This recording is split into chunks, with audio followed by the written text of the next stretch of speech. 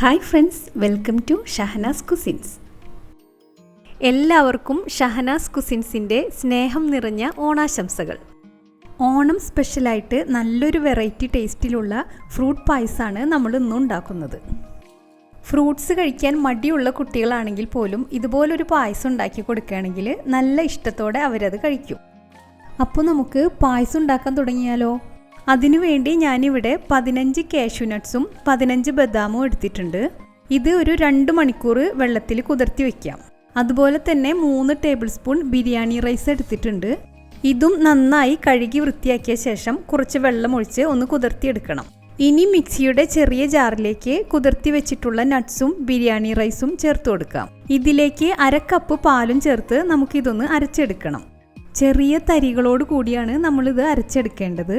അടുത്തതായി ചൂടായിട്ടുള്ളൊരു കടായിലേക്ക് 3 table spoon നെയ്യ് ചേർത്ത് കൊടുക്കാം. നെയ്യൊന്ന് ചൂടായി വരുമ്പോൾ അതിലേക്ക് ചെറുതായി കട്ട് ചെയ്തിട്ടുള്ള 1 കപ്പ് നേന്ത്രപ്പഴം ചേർത്ത് കൊടുക്കാം. അതിൻ്റെ കൂടെ 1 കപ്പ് പൈനാപ്പിൾ ചെറുതായി കട്ട് ചെയ്തത്, 1 ആപ്പിൾ കട്ട് ചെയ്തത്, ഇതും കൂടി ചേർത്ത് ഒന്ന് വഴറ്റിയെടുക്കണം. പഴം ചെറുതായി ഒന്ന് വാടി വരുമ്പോൾ നമുക്ക് ബാക്കി ഫ്രൂട്ട്സൊക്കെ ചേർത്ത് കൊടുക്കാം. ഇനി ഇതിലേക്ക് 1 കപ്പ് പപ്പായ, 1 കപ്പ് നല്ല മധുരമുള്ള മാമ്പഴം, 15 ഡേറ്റ്സ് അതിൻ്റെ കുരു എല്ലാം കളഞ്ഞ് ചെറുതായി കട്ട് ചെയ്തെടുത്തിട്ടുള്ളത്, ഇതെല്ലാം ചേർത്ത് നന്നായി ഒന്ന് മിക്സ് ചെയ്തെടുക്കണം.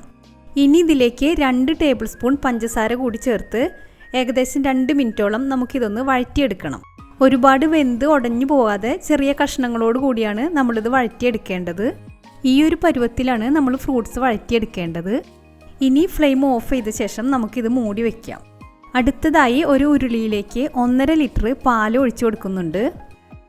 പാല് ചെറുതായി ഒന്ന് ചൂടായി വരുമ്പോൾ അതിലേക്ക് 1/2 ടിന്ന് കണ്ടൻസ്ഡ് മിൽക്ക് ചേർത്ത് കൊടുക്കാം.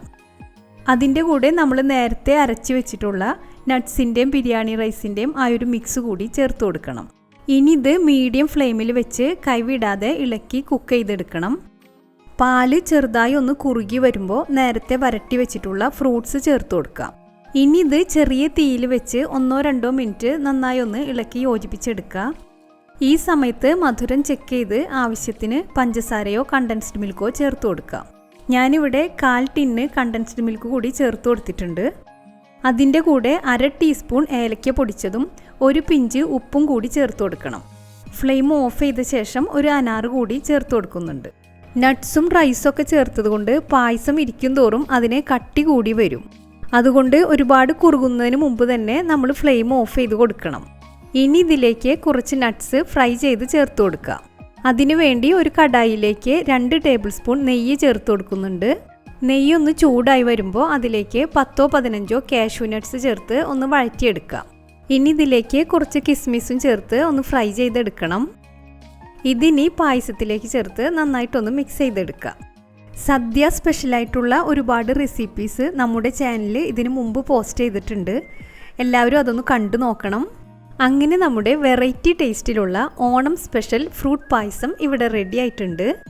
ഇത് നമുക്ക് ചൂടോട് കൂടിയോ അതല്ലെങ്കിൽ ഫ്രിഡ്ജിൽ വെച്ച് തണുപ്പിച്ചോ ഒക്കെ കഴിക്കാവുന്നതാണ്.